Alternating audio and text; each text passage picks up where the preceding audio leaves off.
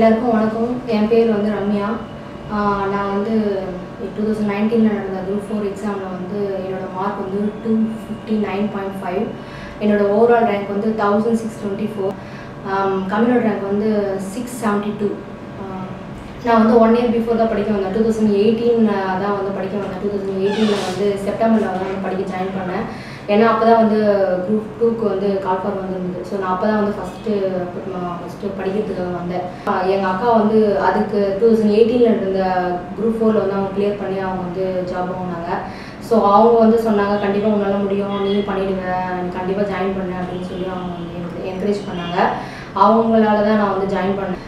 ஒரு 2 months நான் வந்து ப்ரிப்பேர் பண்ணேன். அப்போ வந்து எனக்கு தமிழுக்கும் மேக்ஸுக்குமே ப்ரிப்பேர் பண்ணுறதுக்கு எனக்கு வந்து டைம் வந்து சரியாக போச்சு. என்னால் வந்து அந்த குரூப் 2 வந்து சரியாக பண்ண முடியல. அந்த குரூப் 2 வந்து எனக்கு கொஞ்சம் நல்ல ஒரு பேசிக் ஒன்று கொடுத்துது. என்னால் வந்து ஓரளவுக்கு பண்ண முடியுன்ற ஒரு கான்ஃபிடன்ஸ் கொடுத்துது. பட் அதுக்கப்புறம் அந்த குரூப் 2க்கு அப்புறம் ஒரு 1.5 month வந்து கேப் ஆகிடுச்சு. அந்த சிலபஸ் எல்லாம் பார்த்து நான் கொஞ்சம் பயந்தேன். ஏன்னா கொஞ்சம் ரொம்ப பெருசாக அந்த மாதிரி இருந்தது. அந்த சிலபஸ் எல்லாம் எப்படி என்னால் கவர் பண்ண முடியும் அப்படின்ற மாதிரி ஒரு தயக்கம் இருந்தது. அப்போ நான் கொஞ்சம் பயந்தேன் அந்த அதுக்கப்புறம் வந்து ஒரு 1.5 month கேப்புக்கு அப்புறம் நான் மறுபடியும் 2019 வந்து ஃபெப்ரவரி ஃபெப்ரவரியில் நான் இந்த இன்ஸ்டியூட் வந்து ஜாயின் பண்ணேன். இங்கே ஜாயின் பண்ண பிறகு இங்கே இருக்கிற கோச்சிங்லாம் நிஜமாலே ரொம்ப நல்லா இருந்தது. சொல்லப்போனால் மேக்ஸ் சாரெல்லாம் வந்து நல்லா பண்ணுவார் எங்களுக்கு. எப்படின்னா வந்து மேக்ஸ் வந்து ஒரு ஈக்குவேஷனாக மட்டும் இல்லாமல் அந்த மேக்ஸ் வந்து ஒரு ஹோலாக ஒரு கான்செப்டாக பார்க்குற ஒரு கான்செப்ட் வந்து ராஜா சார் வந்து கொடுத்தாரு. ரொம்ப நல்லா பண்ணார் மேக்ஸ் சார். நெக்ஸ்ட்டு வந்து சயின்ஸ் சாரெல்லாம் வந்து அதாவது கொஷின் வந்து எப்படி வந்து எக்ஸாமில் கேட்பாங்க, எக்ஸாம் ஓரியன்டாக மட்டுமே அவர் வந்து சயின்ஸ் வந்து எடுத்தார். அது ரொம்ப நல்லா இருந்தது. சயின்ஸ்க்கு ரொம்ப நல்லா இருந்தது. சயின்ஸ் கொஷின் வந்து குரூப் 4 நாங்கள் அட்டன் பண்ண சயின்ஸ் கொஷின் எல்லாம் வந்து மோர்லெஸ் அவர் கொடுத்த நோட்ஸில் 95% அவர் கொடுத்த நோட்ஸில் தான் இருந்தது. எங்களோட புக்கில் தான் இருந்தது, எங்களோட நோட்டில் தான் இருந்தது. அவர் கொடுத்த நோட்ஸில் தான் வந்து கொஷின் எல்லாம் வந்து கவர் ஆகிடுது குரூப் 4ல். நெக்ஸ்ட்டு வந்து எங்களுக்கு பாலிட்டி ஹேண்டில் பண்ண சார் வந்து வெங்கடேஷன் சார். அவரெல்லாம் பாலிட்டி செம்மையாக எடுத்தார். பாலிட்டி ப்ளஸ் வந்து ஹிஸ்ட்ரியெல்லாம் நல்லா எடுத்தார். ரொம்ப நல்லா எடுத்தார் அவர். ப்ளஸ் டைரக்டர் சார் வந்து எப்போவுமே எங்களுக்கு கிட்ட வந்து பேசும்போது அவர் வந்து கொஷின் பேப்பர் அனலைசிஸ் பற்றி பேசிகிட்டே இருப்பார். என்ன கொஷின் பேப்பர் அனலைசிஸ் சொல்லிகிட்டே இருப்பார். நாங்கள் வந்து அது கொஷின் பேப்பர் அனலைசிஸ் அது எப்படி தான் இருக்குது அப்படின்றதுக்காகவே நாங்கள் வந்து அதை எடுத்து பார்த்தோம். அந்த கொஷின் பேப்பர் பார்த்த பிறகு தான் வந்து சரி அந்த கொஷின் பேப்பரில் வந்து இருக்கிற ஒரு கண்டென்ட் இருக்கிற அந்த கொஷினுக்கும் நாம் படிக்கிறதுக்குமே வந்து நிறைய வித்தியாசம் இருக்குது. எப்படின்னா நம்ம ஒரு தியரிட்டிக்கலாக படிச்சுட்டே போவோம். பட் அந்த தியரிட்டிக்கலாக படிச்சுட்டு போகிறதுல அந்த கொஷின் வந்து அந்த கொஷினோட வியூ வேறு, நம்ம தியரிட்டிக்கலாக படிக்கிறது வேறு. அந்த கொஷின் வந்து தியரிட்டிக்கலாக படிக்கிறதுக்கும் கொஷினுக்கும் நிறைய வித்தியாசம் இருக்குது. அது வந்து அந்த கொஷின் பேப்பர் அனாலிசிஸ் பண்ணால் தான் நம்மளால் கண்டிப்பாக பண்ண முடியும். ப்ளஸ் மேக்ஸ் எல்லாம் வந்து எவ்வளோ தான் நம்ம பார்த்தாலுமே கொஷின் பேப்பரை பார்க்கறது ரொம்ப இம்பார்ட்டன்ட். ப்ளஸ் எல்லா சப்ஜெக்ட்டுமே வந்து கொஷின் பேப்பர் பார்க்கறது ரொம்ப இம்பார்ட்டன்ட்.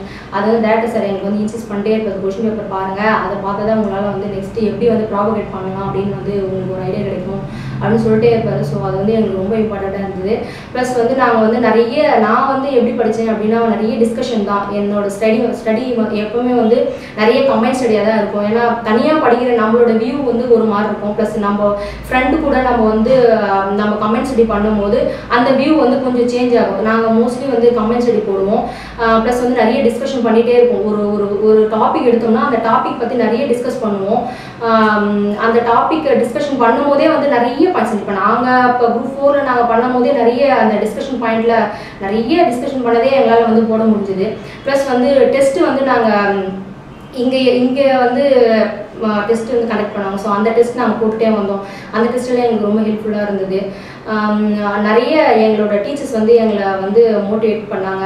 ப்ளஸ் எங்கள் ராஜா சார் எங்களோட சயின்ஸ் சாரெல்லாம் வந்து அவங்க எப்படி பண்ணாங்க அப்படின்றதெல்லாம் வந்து சொல்லுவாங்க. அது ரொம்ப நல்லாயிருக்கும். எங்களோட ராகுல் சார் வந்து செம்ம எனர்ஜெட்டிக்.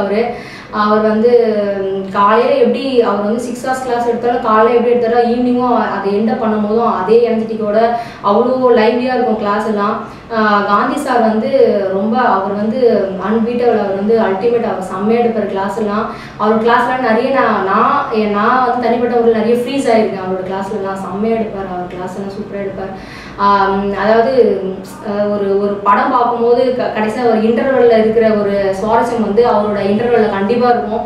அதை நான் நிறைய ஃபீல் பண்ணியிருக்கேன். அதுக்கப்புறம் அந்த கிளாஸ் எண்ட் ஆகும்போது ஐயோ முடிஞ்சிச்சா கிளாஸ் அப்படின்ற மாதிரியெல்லாம் நிறைய ஃபீலிங் இருக்கும். ஸோ அந்த மாதிரி அவர் கிளாஸ் எடுப்பார். ரொம்ப ஃப்ரீஸ் பண்ணி வச்சுருவாங்க நம்மளாம். ஸோ கிளாஸ் எல்லாம் அவ்வளோ சப்போர்ட்டிவாக இருந்தது. இந்த இன்ஸ்டியூஷனில் வந்து நிறைய, அதாவது இன்ஸ்டியூஷனில் வந்து நிறைய எங்களால் கற்றுக்க முடிஞ்சது. நிறைய என்ன சொல்கிறது, இந்த கிளாஸ் எடுக்கிறதெல்லாம் வந்து செம்மையாக இருந்தது. நல்லா எங்களால் பண்ண முடிஞ்சது காரணமே இந்த இன்ஸ்டியூஷனில் நடந்த அந்த கோச்சிங் தான். செம்மையாக இருந்தது அந்த கோச்சிங்கெல்லாம். அதுக்கப்புறம் வந்து என்னோடய ஃபேமிலி பேக்ரவுண்ட்னா, நான் வந்து மேரிடு, எனக்கு 2 கிட்ஸ் இருக்காங்க. என் பொண்ணு வந்து 3rd ஸ்டாண்டர்ட் படிக்கிறான், என் பையன் வந்து 1st ஸ்டாண்டர்ட் படிக்கிறான். ஸோ நான் அவங்கள வச்சுட்டே தான் படிப்பேன். எனக்கு வந்து டைமிங்கெல்லாம் வந்து ரொம்ப கஷ்டம். என் டைமிங்கெல்லாம் வந்து காலையில் வந்து ஒரு 6 to 9 வந்து எனக்கெல்லாம் வந்து கிடைக்காத டைமிங். ஏன்னா 6 to 9 தான் வந்து நான் வந்து பசங்களை வந்து அவங்கள வந்து ப்ரிப்பேர் பண்ணி அவங்கள வந்து நான் ஸ்கூலுக்கு சென்ட் பண்ணணும். ஸோ அந்த மாதிரியான டைம் வந்து 6 to 9. அந்த டைமிங்கெல்லாம் வந்து என்னால் படிக்கவே முடியாது. ஸோ மேரேஜுக்கு முன்னாடி வந்து கண்டிப்பாக நம்மளுக்கு அந்த டைமிங்கெல்லாம் நம்ம கையிலே இருக்கும், எப்பவுமே நம்மளால் கண்டிப்பாக பண்ண முடியும். ஆனால் 6 to 9 வந்து எங்களால் படிக்க முடியாது. காலையில் டைமிங் கிடைக்கும், ப்ளஸ் பசங்களை வந்து ஸ்கூலுக்கு அனுப்பிட்ட பிறகு வீட்டு வேலையெல்லாம் முடிஞ்ச பிறகு எங்களுக்கு டைமிங் கிடைக்கும். ஸோ நான் அந்த டைமிங்கில் தான் வந்து நான் படித்தேன். டைம் கிடைக்கும் போதெல்லாம் படிப்பேன் நான். அதாவது டிஸ்கஷன் தான், மோஸ்ட்லி வந்து டிஸ்கஷன் தான். நான் வந்து என்னோடய ஃப்ரெண்ட் வீட்டுக்கு போய் நான் டிஸ்கஷன் பண்ணி படிப்பேன் நாங்கள். அதுக்கப்புறம் இந்த கால் ஃபார் வந்த பிறகு வந்து அதாவது கால் ஃபார் வரதுக்கு முன்னாடி ஓரளவுக்கு வந்து சிலபஸ் எங்களால் வந்து ஓரளவுக்கு கொஞ்சம் கவர் பண்ண முடிஞ்சுது. ஓரளவுக்கு கவர் பண்ணோம். கால் ஃபார் வந்ததுக்கப்புறம் வந்து ஆக்சுவலி இந்த இன்ஸ்டியூஷனே வந்து கால் ஃபார் வரதுக்கு முன்னாடியே வந்து சிலபஸ் எல்லாம் கவர் பண்ணிட்டாங்க.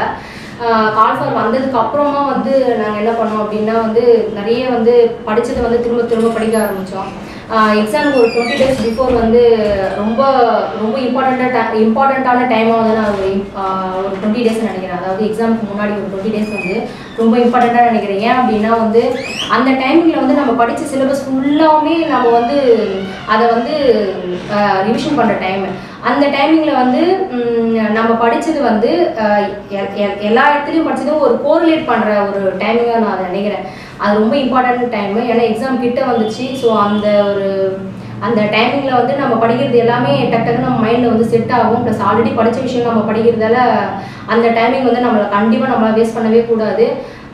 அந்த டைமில் நம்ம வந்து ரொம்ப ஹார்ட் ஒர்க் பண்ணணும். அந்த மாதிரி வந்து படிச்சுட்டே இருப்பேன். நான் வந்து மோஸ்ட்லி நான் வந்து எனக்கு டைம் கிடைக்காததால நான் எப்படி படிப்பேன் அப்படின்னா வந்து நான் வந்து என்னுடைய கிச்சன்லலாம் கூட நான் எழுதியெல்லாம் ஒட்டி வச்சுருப்பேன். நான் அடிக்கடி மறக்கிற பாயிண்ட்ஸ் எல்லாம் வந்து கிச்சன்லலாம் எழுதி ஒட்டி வச்சுருப்பேன். நான் நிறைய ரெக்கார்ட் பண்ணி படிப்பேன், அந்த மாதிரி படிப்பேன். ப்ளஸ் வந்து எங்கள் வீட்டில் வந்து என் பசங்களோட போர்டு இருக்குது. ஸோ அந்த போர்டு கூட நான் யூஸ் பண்ணியிருக்கேன். எப்படின்னா வந்து எனக்கு 20 days பிஃபோர் வந்து நான் நிறைய ரிவிஷன் வந்து பண்ணிகிட்டே இருக்கும்போது நிறைய ஃப்ரீக்வெண்ட்டாக மறக்கிற ரொம்ப இம்பார்ட்டண்ட்டாக நான் நினைக்கிற பாயிண்ட்ஸ் எல்லாம் வந்து அந்த போர்டில் வந்து எழுதி வச்சுருக்கேன். ஸோ அந்த பக்கம் போகும்போது வரும்போதெல்லாம் கூட அப்படி கிராஸ் பண்ணும்போதோட அந்த பாயிண்ட்ஸை நான் வந்து திரும்ப பார்த்துருக்கேன். அந்த மாதிரி படிச்சிருக்கேன். நிறைய வந்து நான் பார்க்குற வியூ எல்லாமே வந்து ஒரு 20 days வந்து டிஎன்பிஎஸ்சி வியூவாகவே இருந்தது. அது பார்க்குறதுக்கு கொஞ்சம் கேட்குறதுக்கு கொஞ்சம் ஒரு மாதிரி காமெடியாக கூட இருக்கலாம். ஆனால் நான் அப்படி தான் பண்ணேன். ஃபார் எக்ஸாம்பிள் வந்து நான் வந்து எங்கள் வீட்டு அந்த பெயிண்டிங்கெல்லாம் பார்க்கும்போது நான் வந்து அந்த கால்சியம் ஹைட்ராக்சைடு அப்படின்னு நான் நினச்சிக்குவேன். ஏன்னா அது வந்து அது சுண்ணாம்பு அது. ஸோ அந்த மாதிரி நான் பார்க்குற பொருள் எல்லாம் வந்து அது என்னென்ன பாயிண்ட்ஸ் எல்லாம் என்னால் அதை பார்த்தா அதுலேருந்து என்ன பாயிண்ட்ஸ் இருக்குது, இதில் என்ன பாயிண்ட் இருக்குது, அதில் என்ன பாயிண்ட் இருக்குது அப்படின்ற மாதிரி நான் என்னோடய பொருட்களில் நான் பார்க்குற பொருட்களில் நான் வந்து கோரிலேட் பண்ணி அந்த மாதிரி படிக்க ஆரம்பித்தேன். நான் பார்க்குற பொருளில் நான் கேட்குற பொருளெல்லாம் வந்து நான் அந்த மாதிரி லீவ்லேயே ஒரு 20 days ஒரு 1 month கிட்ட நான் அந்த மாதிரியே பார்த்தேன். அந்த மாதிரியே நம்ம வந்து எப்பவுமே இருக்கணுமா அப்படின்னா அந்த மாதிரியே நம்ம எப்பவுமே இருக்க தேவையில்லை. பட் ஒரு 20 days ஒரு 30 days வந்து நம்ம அந்த மாதிரி இருந்தோம்னா நம்மளுக்கு வந்து நல்ல ஒரு இந்த மைண்ட் வந்து செட் ஆகும். ப்ளஸ் நம்ம வந்து மறக்காமல் இருக்கிறதுக்கு நல்ல ஒரு பிளாட்ஃபார்மாக அது இருக்கும். ப்ளஸ் வந்து அந்த நேரத்தில் நம்ம வந்து ரிவிஷன் ரீகால் பண்ணுறதுக்கு திரும்ப அதை பார்க்கும்போது நமக்கு அந்த பாயிண்ட் ஞாபகம் வரும். ஸோ நான் அந்த மாதிரி நான் பார்க்குற பொருளெல்லாம் அந்த மாதிரி நான் கோரிலேட் பண்ணி ஒரு கனெக்ட் பண்ணி படிச்சுக்கிட்டேன். அது ரொம்ப எனக்கு யூஸ்ஃபுல்லாக இருந்தது. என்னோடய ஃபேமிலி வந்து எனக்கு ரொம்ப சப்போர்ட் பண்ணது என்னோடய அக்கா. அவங்க வந்து குரூப் 4 கிளியர் பண்ணி போனதெல்லாம் அவங்க எனக்கு கொஞ்சம் இன்ஸ்பயர்டாக இருந்தாங்க. அவங்கள பார்த்து தான் நான் படிக்க ஆரம்பித்தேன். ப்ளஸ் எங்கள் வீட்லேயும் கொஞ்சம் ஹெல்ப் பண்ணார். நான் ரொம்ப வந்து ஃபீல் பண்ணும் போதெல்லாம் வந்து நான் என்ன நினைப்பேன்,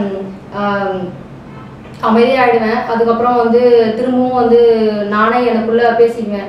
நம்ம இந்த ஒரு 25 டேஸில் இந்த டேஸில் நம்ம வந்து வேஸ்ட் பண்ணுற ஒவ்வொரு டைமும் வந்து நம்மளோட ஒரு மார்க் போகுது அப்படின்னு நான் கண்டிப்பாக நினச்சிருக்கேன். ஸோ அந்த ஒரு 20 டேஸ் வந்து நம்ம கண்டிப்பாக வந்து டைம் வேஸ்ட் பண்ணவே கூடாது. ஏன்னா நம்ம ஆல்ரெடி எல்லாமே படிச்சிருப்போம். ஆனால் அந்த டைமிங்கில் நம்ம வந்து ஒரு தடவை அந்த பாயிண்ட்டை நம்ம திரும்ப பார்த்துருந்தா, ஒரு தடவை அந்த பாயிண்ட் வந்து யாராவது சொல்லி கேட்டிருந்தா நம்ம கண்டிப்பாக வந்து அந்த பாயிண்ட் நமக்கு எக்ஸாமில் ஞாபகம் வந்திருக்குமே அப்படின்ற ஒரு ஃபீலிங் வந்துடக்கூடாதுன்றதுக்காக நான் படித்தது திரும்ப பார்த்துக்கணும் அப்படின்ற ஒரு இதுவில் நான் பார்த்துட்டே இருந்தேன். நிறைய ஓல்டு கொஷின் பேப்பர் வந்து ரிவிஷன் பண்ணேன். நிறைய ஓல்டு கொஷின் பேப்பர்லேருந்தே கொஷின்ஸ் நிறைய வந்துருந்தது.